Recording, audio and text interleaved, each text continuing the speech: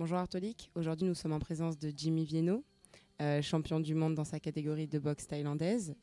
On va vous poser quelques petites questions par rapport déjà à votre vie, à votre début dans ce sport.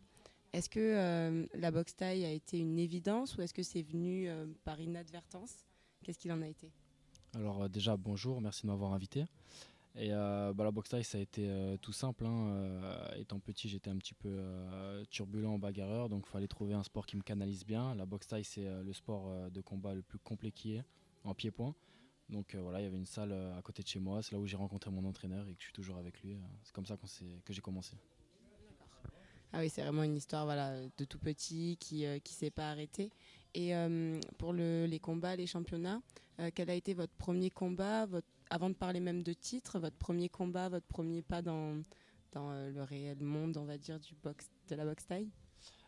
J'ai commencé à 13 ans, premier combat à 16 ans et je suis passé pro à 18 ans. D'accord. Et premier titre? Premier titre de champion du monde à 21 ans, mais avant ça j'étais champion d'Europe à 20 ans. D'accord. Et champion de France bien avant aussi. Ok, ok, d'accord. Et du coup, en Thaïlande, à partir de quel âge, à partir de quelle classification, je ne sais pas trop comment ça se joue, vous êtes parti pour la première fois et vous avez du coup défendu un titre ou pris un titre?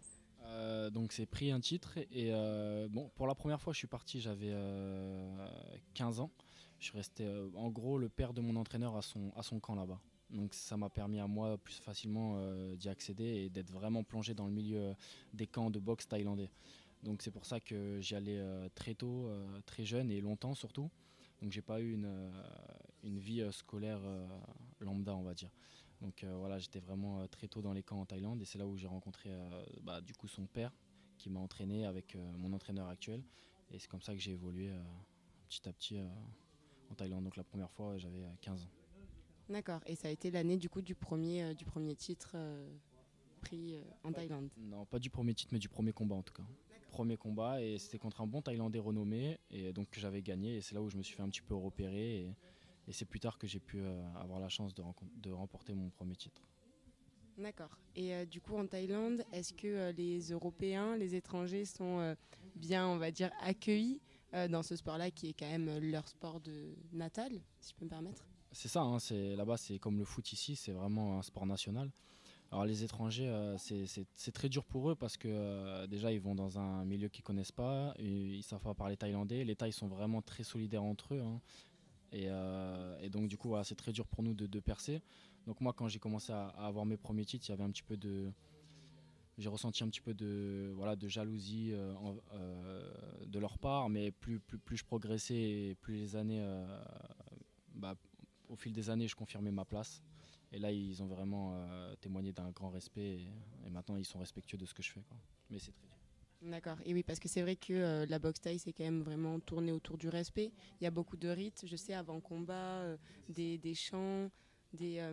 Justement, c'est quelque chose que vous avez déjà pratiqué en France avant même d'aller en Thaïlande ou vous avez attendu d'être en Thaïlande pour y prendre part?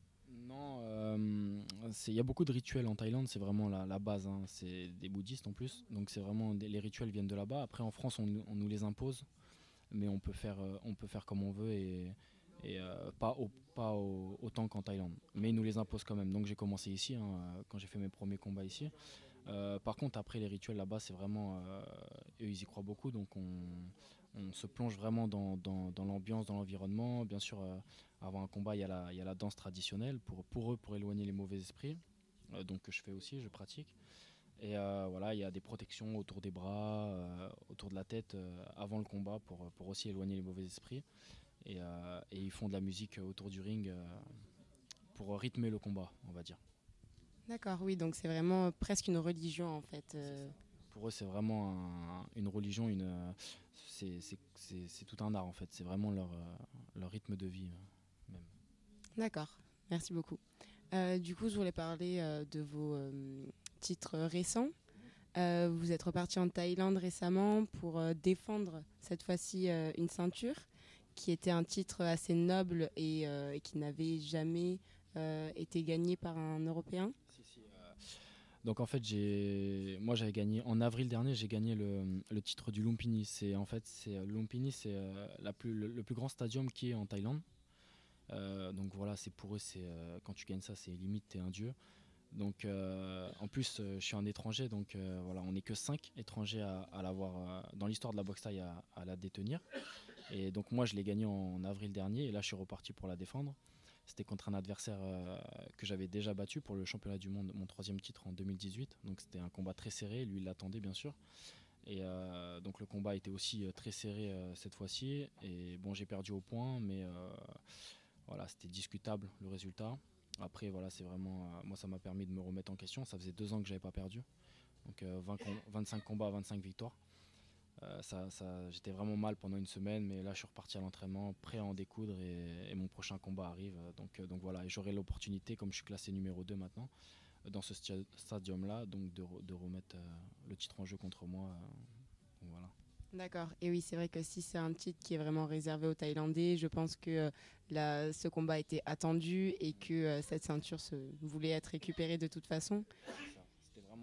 Le combat était vraiment attendu. En plus, là-bas, ça n'a rien à voir avec en France. Hein. C'est l'armée qui tient les stadiums. Hein. C'est l'armée et la police. Donc les Thaïlandais ont une grosse pression, d'autant plus en boxant en étranger, parce que la ceinture, faut pas qu'elle sorte du pays. Elle était déjà sortie une fois parce que je l'ai remportée. Donc là, la ramener une 2e fois, ça aurait été compliqué. Bon, le combat était très serré, hein, mais voilà, ils en ont profité pour garder la ceinture chez eux. Après, c'est vrai que, comme vous le dites, des fois, avoir un échec permet justement de devenir encore meilleur pour pouvoir avoir ce boost qui peut être dans l'habitude du gain, même si ça doit être un effort quotidien, et peut-être plus simple et calme, alors que là, il va avoir une certaine rage qui va peut-être... Moi, là, je suis... j'ai qu'une envie, c'est de leur boxer, c'est même de reboxer n'importe qui. Là, donc mon prochain combat, j'ai vraiment la rage, on peut dire, entre guillemets, parce que ça fait longtemps que ça ne m'était pas arrivé. Donc on peut perdre un titre très important comme ça m'a fait mal. Donc c'est à moi voilà, comme je dis toujours, mon optique et celle de mon équipe, c'est vraiment regarder de l'avant tout le temps, quoi qu'il se passe. Donc on va regarder, on va aller de l'avant, on va avancer, et je vais continuer à faire ce que je fais, et en espérant avoir la chance de pouvoir récupérer mon titre. C'est génial, c'est votre titre. D'accord. Et au-delà de ça, donc voilà, si on parle justement du futur, est-ce qu'il y a d'autres titres qui vous tiennent à cœur, qui sont dans vos visions futures? Celui que j'ai actuellement, je suis champion du monde. Donc je remets ma ceinture en jeu en février normalement, donc 2020, février 2020. Donc pour une 5e fois j'espère. Et bien sûr à mon âge c'est un petit peu extraordinaire de faire ça. Donc voilà, je vais travailler très dur, et je vais rien lâcher pour pouvoir avoir mon titre et récupérer l'autre aussi. Donc voilà. C'est génial. Merci beaucoup. Et on vous souhaite tout le meilleur et beaucoup de force pour tous ces titres. Merci en tout cas. Merci. Merci Artolik.